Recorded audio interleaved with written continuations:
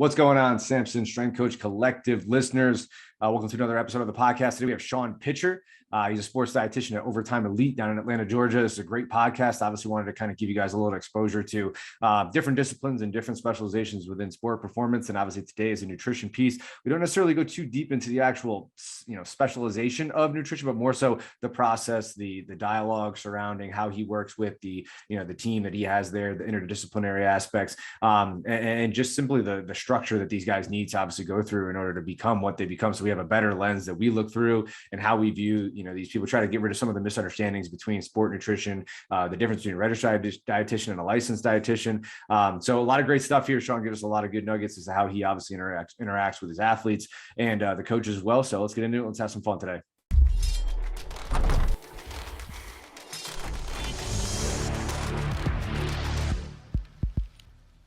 Welcome, listeners, to the Samson Strength Coach Collective podcast. Appreciate you being on here today. I'm your host, Anthony Grasso. As always, we are joined today by Shawn Pitcher, who is a sports dietitian at Overtime Elite, which is in Atlanta, Georgia. Just to give you a little bit of background on Shawn, he has his bachelor's in dietetics and nutrition from State University of New York College of Buffalo, master's in wellness and human performance from Pittsburgh State University. There's no H at the end of Pittsburgh there, really tripped me up. And he has taken a year of coursework towards a PhD in sports nutrition from University of Mississippi. That's Ole Miss. Some of the places he's been: Overtime Elite, IMG Academy, Ole Miss, the Spa Athletics, Nationwide Children's Hospital, University of Missouri, Columbia, Pittsburgh State, Buffalo State. And he's a registered dietitian and a licensed dietitian, and he will do a way better job explaining the difference between the two and the process in becoming a licensed dietitian and a registered dietitian.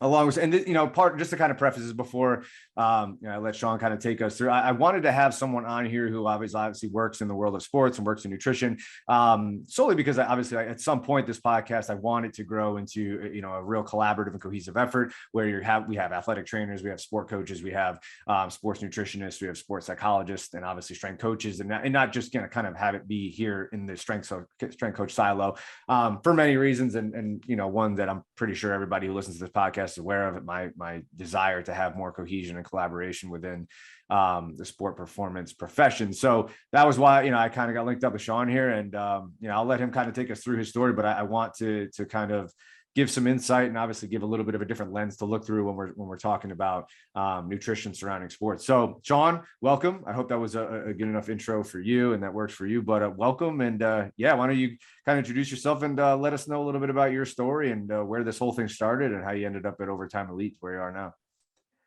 That was awesome. I really appreciate it. Thanks for the opportunity to be on the podcast.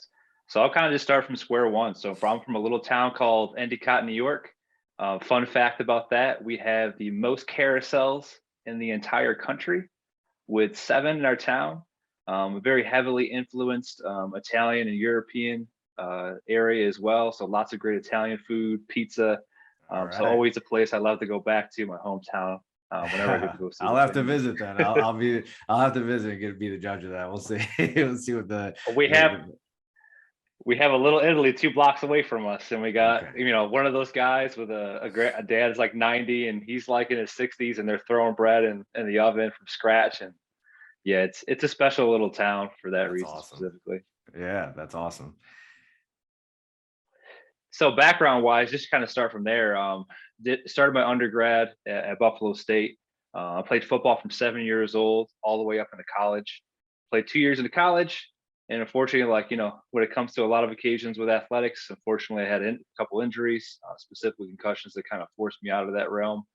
So then it was kind of like, all right, well, what's the next stage besides my degree? Like, what else am I going to do to kind of occupy this time? Because like any athlete, right, if you're doing it from 7 years old to college, that takes up 2, 3, 4, even more hours than that in a day with the film, the practice, the training that kind of comes with that process. So not only am I a registered dietitian, but I also have a background in strength and conditioning as well, which has played a huge part in my career, which I'll kind of talk about as we go through here. So when we're kind of talking about dietetics, depending on the degree that you specifically go into, there's kind of 2 paths. You have a didactic program where you go to school for 4 years, and then you have to go find your internship after you're done with school, which can be a little bit more challenging with what's available currently out right now. Buffalo State also had a coordinator program. So basically what I had to do there was I had to apply 2 years in a row. They only accept a select amount of students, but they essentially put you in a position to be able to collect all of your clinical hours or hours needed to be able to take your registration exam. So that way you can become a registered dietitian. So I was there for 5 years. From there, I had a very great mentor. When football kind of went to the wayside, I was like, all right, how am I going to fill this time? And as soon as that time where I stopped football, we actually hired a head strength and conditioning coach. His name is Nate Young. So he was a great mentor from the start. I come from a family where I'm the second person in my family to ever go to college. So when someone told me we could give you, a scholarship or we can give you something to pay for your master's, I was like, that's a real thing. I didn't even know that was possible. So he was able to hook me up with all these different sites for strength and conditioning, internships, fellowships, graduate assistant positions that I was going to be able to essentially apply for. Because at the time with sports nutrition, there really wasn't a lot of opportunities when it came to fellowships and graduate assistant positions in comparison to now with how much it's blossomed, how much it's kind of grown. So from there, I had a variety of different internships, Buffalo State, University of Buffalo, was able to get hooked on with Pittsburgh State, where I had a dual role. I basically ran the nutrition there as a graduate assistant, and then I also worked with 3 teams as strength and conditioning coach. And then I had a few other stops. University of Missouri, I was a nutrition intern. Nationwide Children's, which specifically was with a sports medicine department, and we contracted out to high schools. I'm sure a lot of your audience will start to see that now. A lot of sports medicine and hospitals are starting to kind of proceed with that model. One, just because it allows the schools to have a strength and conditioning coach or specifically an athletic trainer at their school, which is awesome. I think we need more and more of that to be able to have those services available. So that way we can help prepare a lot of these athletes as they transition to college. But it also makes it a lot more inexpensive for the school to be able to do that instead of hiring, a full-time strength coach on.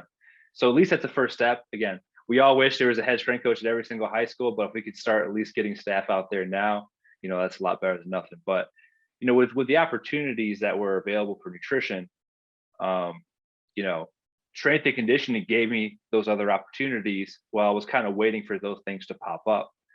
So it was kind of that intermediate for the first 1 to 2 years, 2 to 3 years of my career. I started out with strength and conditioning first because that's where the opportunities were.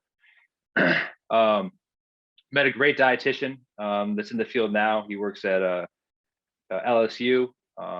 He was able to hook me up with a position at University of Mississippi. So I went there. I did a GA position for about a year, learned a lot of stuff there.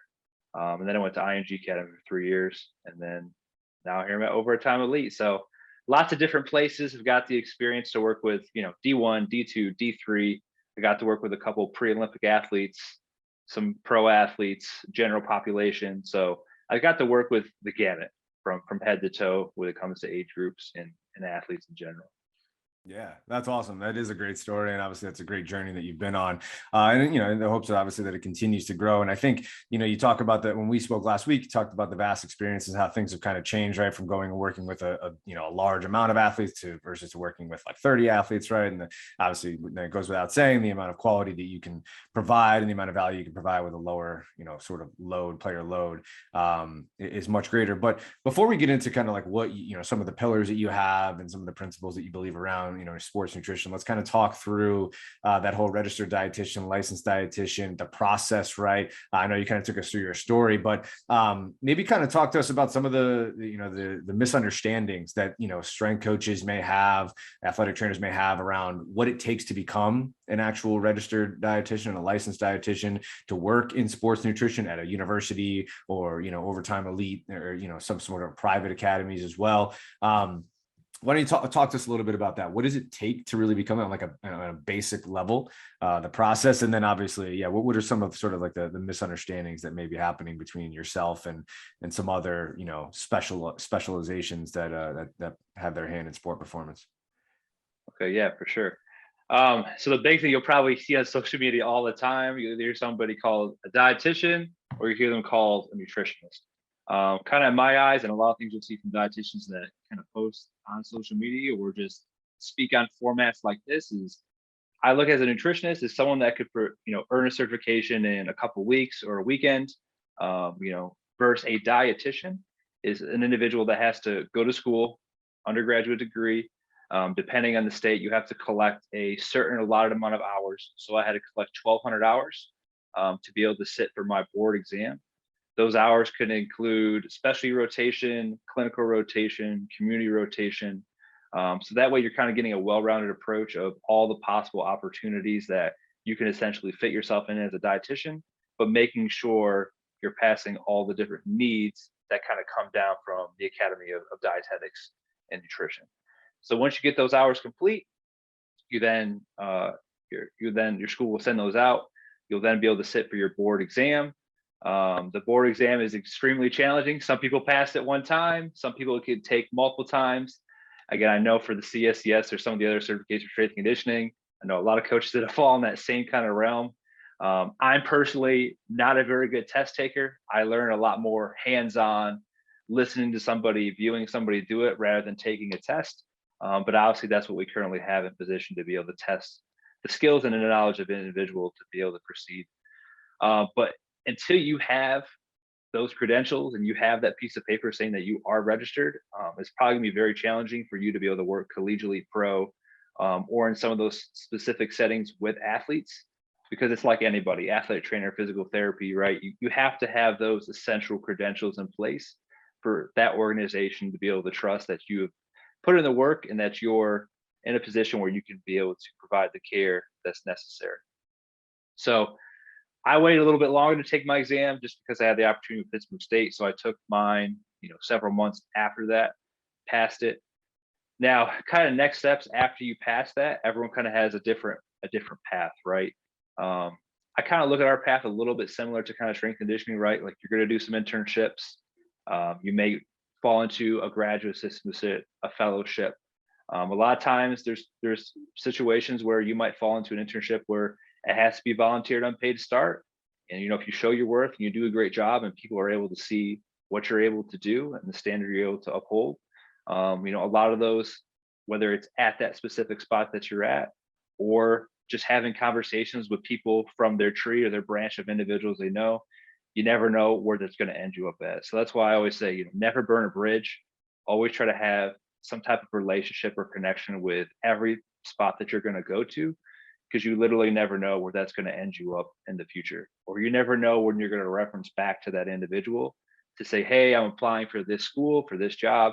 Do you know anybody there? And at the end of the day, right, if you do a great job at every spot that you go, then that provides you a lot of mentors and a lot of individuals that are going to put their name out for you and put their word out for you to put you in a position where you could be successful at the next spot that you're going to be going to. Now, there's a couple different kind of credentials off of registered or licensed dietitian. There's a CSSD, which essentially is a certified sports dietitian. That is a credential that you can take the exam for and be able to have those credentials to specify yourself as a sports dietitian as well. And, like strength and conditioning, there's lots of other different certification things out there that you can do to kind of match around that license or registration. That's awesome. And to follow up with that, obviously you have a little bit of a, it seems like there's a few governing bodies, right? In a similar situation in this world of strength and conditioning, right? You've got a few different governing bodies. And I think that, one of the biggest complaints is, there's you either reside in one camp or the other, and some are both, and whatever the case is. And, would you say that there's a little bit of a lack of consensus between some of the governing bodies when it comes to, registered dietitian, licensed dietitian, sports nutritionist? Is there, because obviously, similar to the world of strength and conditioning, would you say there's a little bit of like a lack of ability to kind of like come to a consensus on like, what are the proper ways that we're actually going to go about doing what it is that we do, the ways that we actually want to implement our craft, some of the, principles and pillars that we want to settle on? Obviously there's probably a zillion different ways to do things, just like there is in strength and conditioning. So there's probably a little bit of a inability to settle on things. Would you say there's something similar in the world of sports nutrition? I would say for the most part, we have a pretty good line of kind of where you're going to go based on what you want to do. Like once you graduate, working through the Academy of Dietetics and Nutrition, that's what you have to collect your hours. That's who you have to work through to take your exam. If you specifically want to get into a group that deals with sports nutrition, the Sports Dietetic Association or the CPSDA as kind of your next step or the next group that you can work with. Now, there's other different groups like, ACSM, which is the Academy of Sports Medicine. And there's a couple other groups, but if you like specifically want to focus and hone in on sports nutrition, most people are going to go to the CPSDA as their main route to get a lot of the information, jobs, resources, or just in general. I mean, like strength and conditioning, we have a very great group of dietitians out there in the sports realm. Easy to contact, drop in the DMs, message them anytime that you need to kind of get information. Again, every place that I've been, that's what I try to do. That's what I'm doing right now, whether it's reaching out to NBA dietitians, reaching out to collegiate dietitians that work in basketball. Everyone has been great to be able to take some time to be able to answer my questions and educate me. So that way, if I don't know the information, right, there's always going to be somebody out there that I can work towards to try to get that from or have a conversation with, whether I agree with it or not. I think having those conversations around the board are all going to make us better. Yeah, absolutely. And I think, going back on what I think there is, a large amount of people, like most of the people that I come across strength and conditioning are very well suited to obviously help one another. And I think that is the general goal, right, is to kind of provide. But I think, unfortunately, when you're working with the human body, which is a medium and a platform where it's unlike a vehicle, it's unlike, working with, a culinary, right? Or like if you're a chef, for example, if you overcook the steak, it's pretty obvious that you overcook the steak. Whereas like, there's so many different things that can happen within the human body and the athlete can still perform on Saturdays. So like what works and what doesn't work is completely left up to interpretation. So I think that I would imagine it's probably very similar in the world of nutrition, right? Where it's like, there can be a lot of variety of ways to kind of view that lens, or like the lens that you look through, right? And some of the principles that you guys provide and some of the ways you go about implementing certain concepts within the athlete, and the athlete could still show up on Saturday or Sunday and still do exactly what they need to do, right? So that could create that, in my mind, like that could create a little bit of like a rift between like, hey, like here's what I think is successful and here's what I base this off of. And is that something that you've found a little bit in your field as well? I mean, at the end of the day, right, there's no cookie cutter approach, right? There's no one fits all. Some dietitian may do something or recommend something one way, someone may do it another way. I feel like at the end of the day, if the athlete is ultimately getting put in a position where they're safe, they're reducing the risk of injury, they're reducing the risk of getting illness, they're improving their overall performance, right? How am I going to tell somebody that essentially like that was wrong or that wasn't the best choice if the athlete got a positive response on it that isn't affecting him negatively in the short term or the long term? So, I mean, there's a lot of your baseline information that you're going to discuss across the board for most dietitians is pretty much going to be the same. A lot of it's going to come down to how you approach it, the relationship and trust that you have with the athlete. How does that person take communication? Do they like face-to-face? Is it text? Is it FaceTime? Do you have to bring information through another individual to give that person information because maybe you're not their main person? So everyone's going to have a little bit of a spin or a different approach when it kind of comes to that. Yeah, that's great. And then before we kind of move into the dynamics of dialogue and channels of communication and collaboration within the network that you're working in now, sticking with the theme of the curriculum that you guys need to go through, whether it be obviously the more formal educational aspects, in terms of bachelor's and master's and some of the things you guys are learning in the classroom versus the practical aspect of things. And I think there's like a two-pronged approach to the practical stuff. I think there's like, okay, here are some of the practical aspects of the craft in terms of like nutrition. And then here are some of the practical applications of the situations that we're going to come across when it comes to dealing with other human beings, other coaches, other players, whatever, student athletes, whatever the case may be. Right. It's like, I've seen there be a struggle, just like I've seen with strength coaches and sport coaches, like, especially young coming into the field. Right. So why don't we start off, I'll kind of, without getting too far ahead of myself, why don't we start off with just like the curriculum in general, right? I think the overarching theme of everybody who's a strength and conditioning coach is like, yeah, like some of these things that you learn in the classroom are great, but ultimately you start learning once you get your hands on, you get on the floor, you do what you got to do. You start learning under people, you start talking to mentors, whatever the case may be. What's it like in your world? Like, how do you guys view the curriculum and what kind of, how much stock do you put into the things that you guys are learning in the classroom? I 100% agree. What you learn from a book the first 4 years is great. You need that baseline, you need that information that's going to be your groundwork. But like until you actually get into the field and you're hands-on and you're doing it in real life, a lot of that stuff isn't always going to be taught, right? Like no one teaches you about budget. No one teaches you about how to communicate with people face to face, or dealing with like challenging conversations, or dealing with challenging obstacles that you're going to come up against. No one teaches you how to interact with an athlete that's from a very low economic background or someone who's from a very high economic background. So like that stuff you have to be exposed to, which is where a lot of these internships, fellowships, and graduate assistant positions kind of come in place for a lot of these individuals to kind of set the groundwork for you. And then, asking lots of questions to those people that you're working around. And not only like in my case, right, not just ask dietitian, but asking lots of questions to the other interdisciplinary staff that essentially you're going to be working with, or that your dietitian that's supervising you is going to be working with. Because the more that you're able to know what those other staff members do, how to speak their language, how to speak their verbiage, right, the better opportunity that you're going to have to be able to build trust and relationship, and find out better ways to communicate with them. Because if you just know about nutrition, like that's awesome. But if you don't know what anybody else does, and you don't care what anybody else does, that's going to make it a really uphill battle for you when it comes to getting put into those positions where you got to work with all those different personalities, and all those different sports. So like even the interns that I just had that came in, right? I always tell them like, don't initially try to get pigeonholed into just one sport, like in an internship. The more sports you're able to work with, right? Which we have the big ones, the baseball, the basketball, the football, but learn how to work with the smaller sports that don't get a lot of love or don't get a lot of care usually. Learn how to not only work with men's sports, but learn how to work with women's sports as well. Learn how to work with those different types of sports and verbiage, right? Because what you might do for football or say to them, it might not transition over if you're going to talk to a golfer. So, you can't have a one size fit all approach. You got to be able to be exposed to multiple different things. So when you get into those assistant roles, or when you get into those, let's say, director roles, right?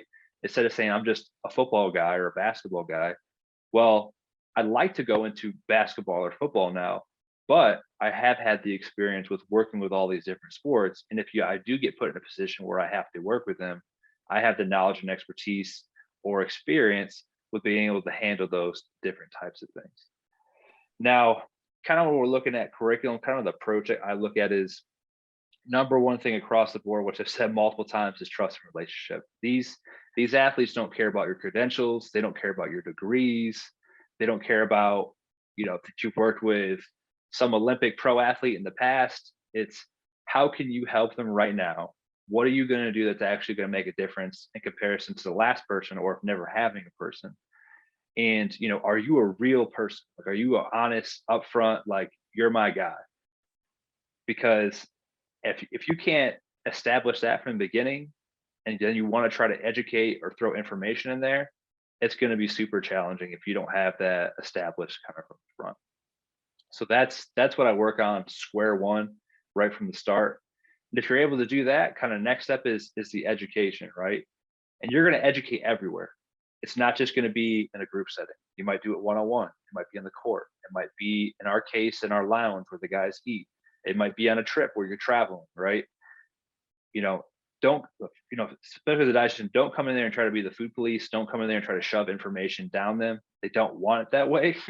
They want you to just be available. And, if it's important enough to them, or you're showing them the why or the reason behind you're doing a lot of stuff, a lot of those follow-up questions and a lot of that interest is eventually going to come where they're going to come to you and want the information. Or, right, if you catch them during a certain time where they're struggling, right? Like if a guy cramps, or a guy's going to practice and he's exhausted, and you pull him aside like, hey, you look tired today. Like, what's going on? Oh, I didn't get any sleep and I didn't eat breakfast. If you're able to change or like specifically pinpoint that time and able to then introduce some information that changes that, and they got better, boom. I mean, you got a little buy-in there. Now they're able to see like, all right, what he's telling me is making a difference. And now you can start adding some more things to that to get them to the position that you want to get them, depending on their readiness and what they want to do. So we use this concept they call your body is your business. So whether it's our facility, college, pros, right, everywhere you're stepping into nowadays is a business, right? And if you want your body to be in a position where it can be playing for a long period of time and having longevity, you need to take care of this one body that you have now, right? You're never going to get another one.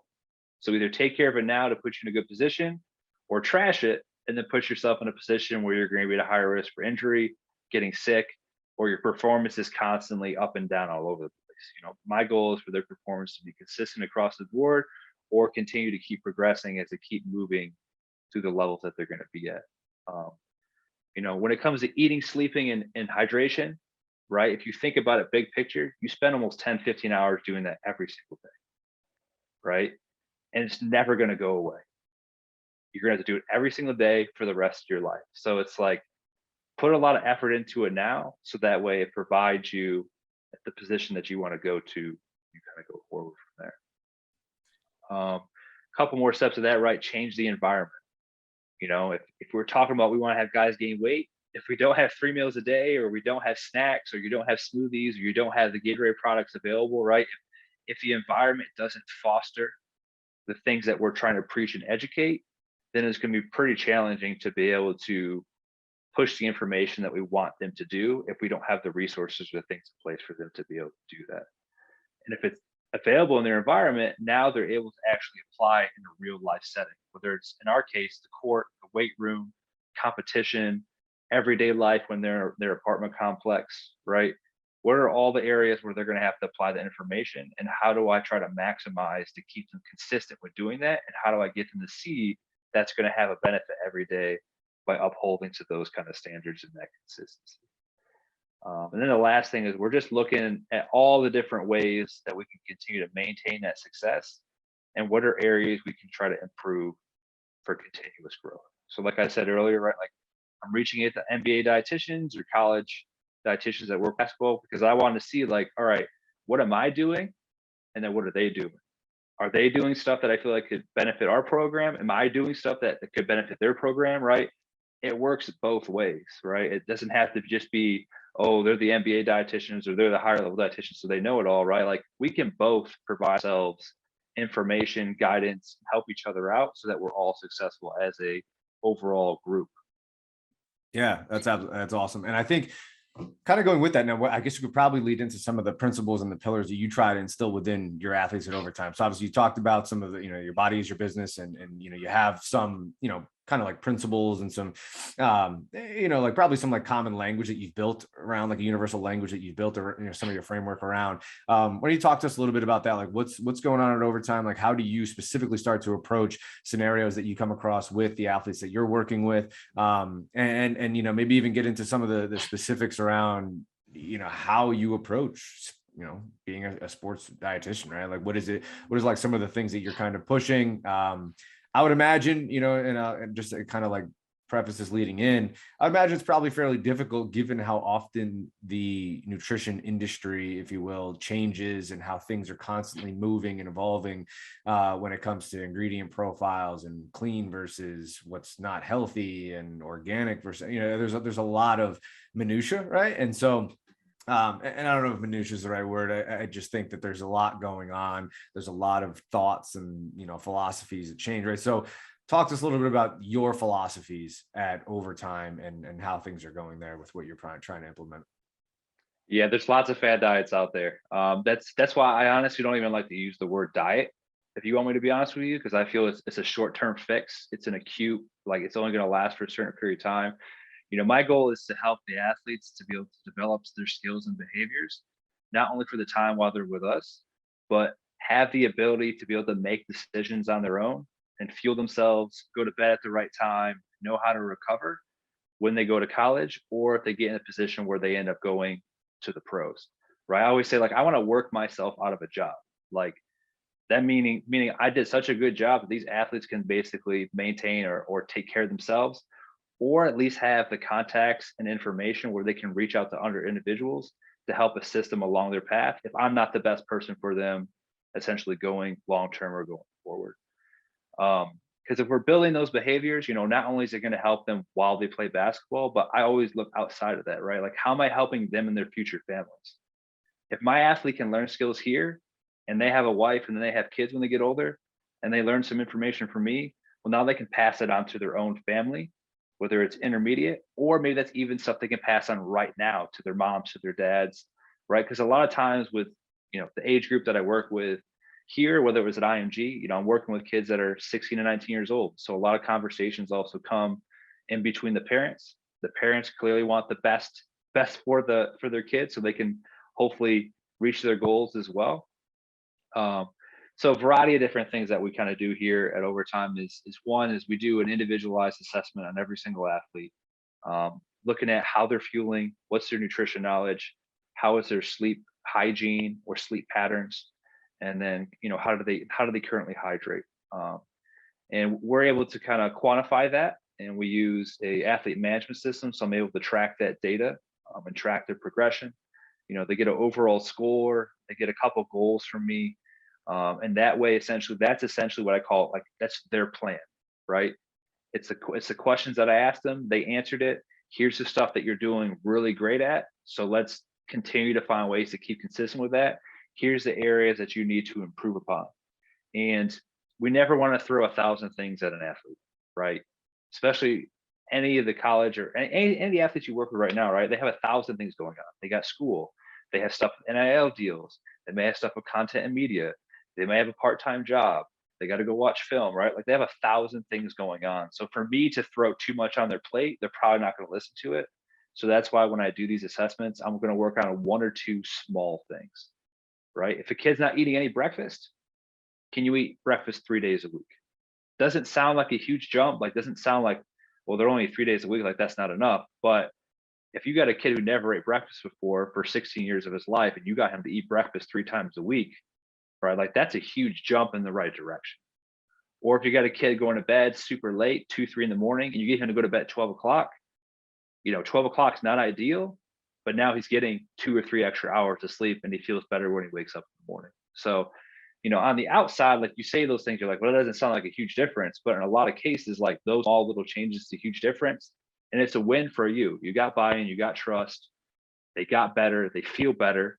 If the coaches start saying like, oh, you look better, or like, oh, you don't look as tired on the court anymore, not only am I getting feedback from them, from the athlete, I'm getting feedback from the coaches, and now they're getting feedback from 3 or 4 different areas that's now positively reinforcing them to keep pushing in the direction that I want to for my specific things that I want to do with them. Beside the individual approach, we also provide what's called life skills. So we have a sports psych on staff. She's involved with that. We have myself for nutrition. We have a financial piece that's in there as well, teaching them how to obviously utilize their money, save, spend it in the correct manner. And then we also have our chef and our culinary staff as well. So trying to work them in to do some food demos, teach them about food, where to buy the food, how the food source, how to cook it.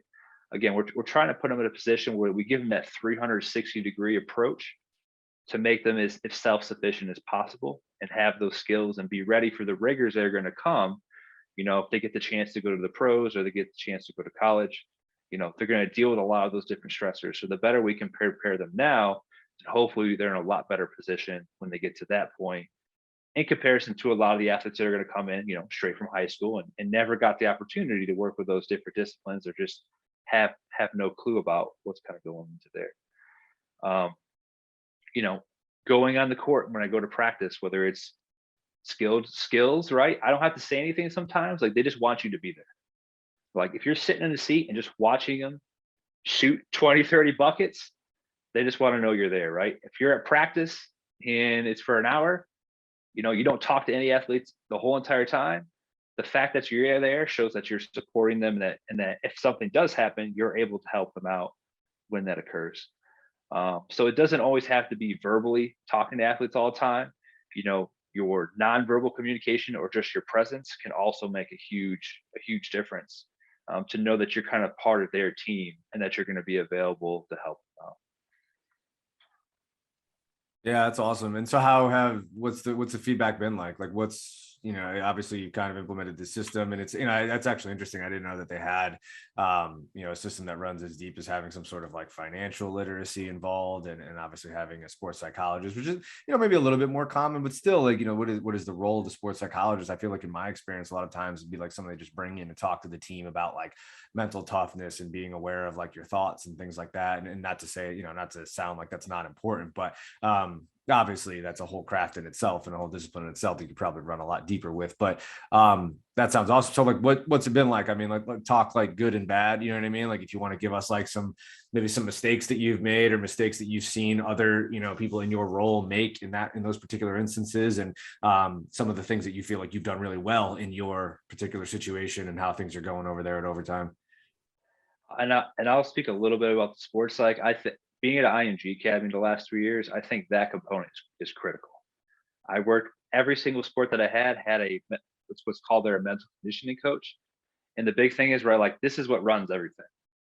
So if this isn't making the decisions, if the right behaviors aren't there, if there's roadblocks, if there's stuff that you keep going back to, that's what you're used to and the easy way out, that for me to implement anything may not even happen. So that's why like I consider like our sports psych, or when I was at IMG, like our mental conditioning coaches, like I was having a constant communication with them on a daily basis, to be able to try to break through some of those barriers and obstacles the athletes had, just for me to be able to get a couple pieces of information to get them to try to make the next step with what I want to do. And that works across everybody, right? Like it could be the strength coach, it could be the coaches, hey, such and such is just not doing this, this, and this. Okay, well, instead of getting mad or yelling at them or blaming them or looking at them as they're just lazy and they don't want to do stuff, like let's dig a little bit deeper and figure out what's the why behind that, what's causing them to do that, and have they been doing this for the last 16, 17, 18 years of their life? And if that's the case, instead of getting mad at them, let's educate them, or let's figure out ways to be able to try to change the behaviors. So that way it not only helps out the athlete, but if they make changes, that helps out the rest of our staff, which is going to make a huge difference there. When we're looking at kind of coming in, I just got here literally end of February, beginning of March. So I haven't been here a long period of time. Ton of support from my performance department. They've been great. Also a ton of support just from the organization in general. They really have bought into nutrition. It's a priority for them. They know it's very important. Like any new position that you move into, it's kind of the first month or so, it's just observing. Like I'm trying to figure out, how does the system work? Who do I have to communicate for certain things? How is food service going? If there were certain complaints or issues or concerns that kind of came into play when I first got there, okay, well, instead of like being reactive or freaking out about it, like, okay, let's be proactive and sit down and have conversations with each of these individuals so I can hear everybody's side of the story, come to a consensus, and then make the best possible decision going forward that's going to help my department, and then also going to essentially help the athletes, right? At the end of the day, we're here to serve the athletes. We're here to put the athletes in the best possible position. So there may be things that people don't agree with that I do, or vice versa. But ultimately, if it's putting the athlete in the best possible position to succeed, then that's what we need to come to a consensus to try to move forward. So that way, all their needs are getting met to the best of our abilities. Yeah, that's great. How's the conversation been around with like, because obviously like I think, strength coaches that I've experienced are like a lot of times they may be the person who's running that, nutrition piece for the athletes if the school that they're at doesn't really have the type of resources to have an individual like yourself. So what's the dialogue been there? I mean, how's the connection been? Obviously, you say you've gotten great support, but maybe not even just at overtime, but just kind of talk about like the instances that you've come across, your experiences when it comes to communicating and developing relationships with strength coaches, athletic trainers, and obviously everybody else who kind of comes into play there, right? Like, have there been some situations where it was very difficult to establish that line of communication? Have there been instances where it was very easy, and why? Like, what kind of creates that establishment that you're looking for? Yeah, I mean, I've been in internships where the strength coach runs the show. They have full control. They're the one that's over nutrition. I personally feel that each department needs to be their own department and make their decisions for their department. And then if something they feel needs to collectively be discussed as a team, like, all right, the strength coaches feel this, and nutritionist feels this, and athletic training feels this. Well, ultimately, the dietitian or the strength coach or whoever it is going to make the best possible decision for their specified department. Here, overtime has been great. We have an office that's all together. We're all in the same office. At any given time, I can go to the court, to the weight room, to our office, and have a discussion with anybody on my staff.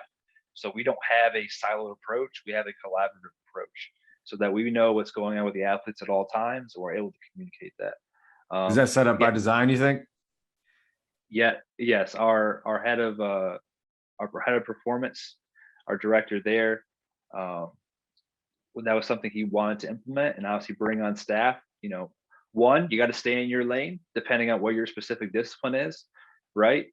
And our staff is great with asking me questions or bringing something up that an athlete said, right? But they're not giving them or telling them information or giving them recommendations, right? They're saying, hey, this is a nutrition related question. You need to go have a conversation with Shawn. Or, hey, I talked to such and such, he was bringing this up. I think you might want to go have a conversation with him, or you might want to talk to him. Or if I don't have a good relationship with a certain athlete yet, I might have to use a staff member to give them some verbiage or some information to try to get them to come to me. But maybe my best bet is giving the information to them first to give to them. So you gotta have a few different approaches there, but everybody in our department, stays within their discipline, right? There's some common verbiage and terminology that, we provide each other. There's stuff that I wouldn't go in and start coaching up, for strength and conditioning, because that's not my lane. That's not what I do there. Like mine's sports nutrition, right? There's stuff that I could say and do, but guess what? That's our strength and conditioning coach's realm. This is his program. This is what they're going to do. Let me have a conversation, understand what they're doing. Okay, we're on the same kind of wavelength for there. Hey, he had to ask to say something about, he wants to gain weight. Hey, Shawn, go talk to him. So the interdisciplinary collaborative approach is at a very high level, and we want to try to avoid silos as much as possible, because that's where a lot of misinformation happens. That's where a lot of lost details occur. And that's where a lot of athletes that could be receiving services or help don't get it, because one person wants to keep that information between them and that athlete, instead of, again, like I said earlier, ultimately we're trying to help provide the best information and the best service for the athlete. There's no sense hiding or keeping something between, one athlete and a staff, if essentially it affects 2 or 3 other disciplines within your department. Yeah, that makes a lot of sense, right? If you all have, obviously, like you said earlier, like the end goal is the same, right? Like the idea is that the outcome for the athlete is what's best, but obviously every single one of you guys provides some sort of stress or relief or reprieve to the athlete in some way, shape, or form, right? So if that's the case, every single one of you has an influence in their physiology, might as well be communicating on all fronts, right? And I'll tell the kids too, right? Like practice, lift, competition. This is all the things that are physically breaking your body down, right? But if you don't match the nutrition with it, you're only going to really go so far, right? That's what's going to help recover you, build you back up, repair your muscles, push you in a position where you have the energy, the strength, power, speed, and performance that you ideally want, or that you're pushing towards in those other 3 different areas. Yeah, absolutely. And so kind of going into the influences, right? So for all the listeners, I think it's always important to try to increase the knowledge base, and maybe nutrition is one that, they have a good knowledge of. They need a different lens to look through. Maybe they want to expand that. So what are some influences and just resources that you feel really strongly about, maybe that have influenced you personally, I'm assuming, or, some that you personally want to dig into and get a little bit deeper with, whether it be like books, podcasts, certain, studies, whatever the case may be, certain research, certain people, right? Like what are some of like the resources and some of the influences that you found really valuable for you in your career?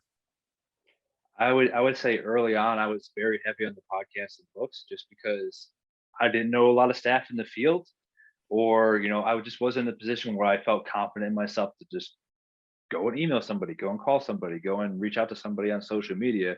Where now it's literally almost flip flops. Like I would rather do this, sit down, have a conversation, talk shop, go to a conference, right? Instead of going to all the different lectures at the conference, hey, can I find 3, 4, 5 people? Let's sit down, have a 30-minute, 60-minute conversation to see what you're doing, what I'm doing, and just getting to know each other. I think there's a lot of value in that. And again, that helps you a lot down the road. Anytime I need something, like I'm sure it's the same with you, right? I can call somebody at any given time about something that they specialize, they're better than me in, and I can get an answer in like 2 seconds, right? From the person who's doing it firsthand, right there and then, has success in it, and the program has success. Let me reach out to that person and kind of get that instant feedback to be able to try to improve essentially our processes. Everywhere I've been, I consider every single stop, there's been at least one person that's been some type of mentor or taught me something along the way. And that's for me, pushing myself to ask a lot of questions and get a lot of feedback and not be afraid to get constructive criticism.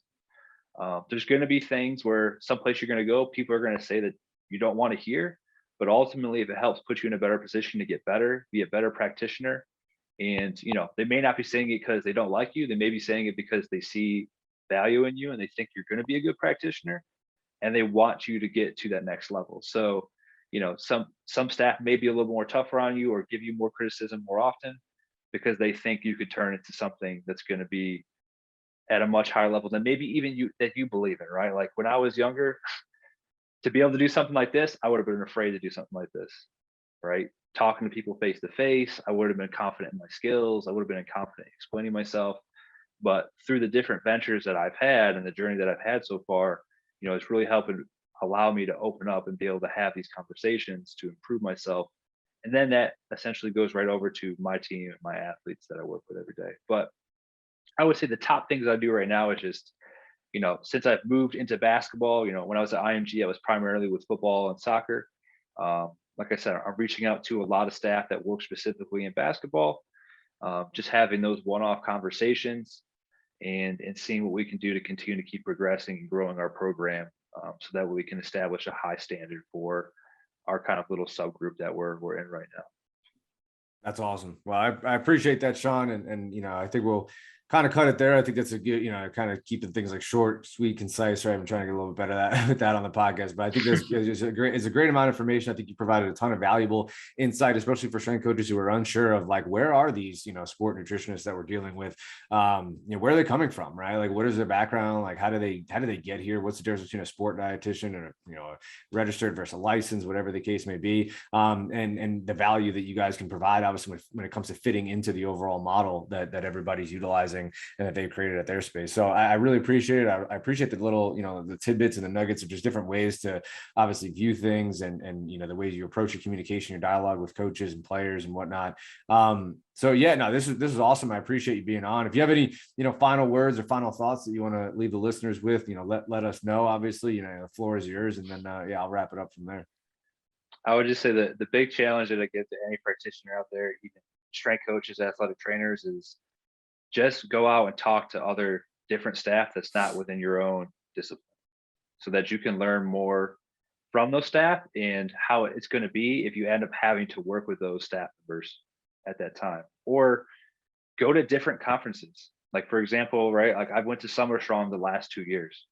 There's maybe 5 dietitians there and the rest is all strength coaches, but guess what? Like, I'm learning more and more about the strength and conditioning field. I'm meeting more coaches, right? I'm getting a better understanding of what they do. And that doesn't only help me. Well, now I have more context I can give to my own strength coach to reach out to, right? And that's now giving back to him. And he appreciates that because now he's things that he doesn't know, or people he doesn't know. Now I've been able to make that or bridge that connection with him so then he can reach out to him. So I just challenge everybody to kind of go out your comfort zone. Don't try to just stay within your own discipline. Try to talk to other people and other disciplines to make you overall better and not just kind of pigeonhole into one thing. Yeah, that's great insights, great advice. I appreciate it. Well, thanks, Shawn. Thanks for coming on, man. Appreciate you. And we'll link up again soon. But for all the listeners, thank you for listening as always. Appreciate you. Till next time. See you.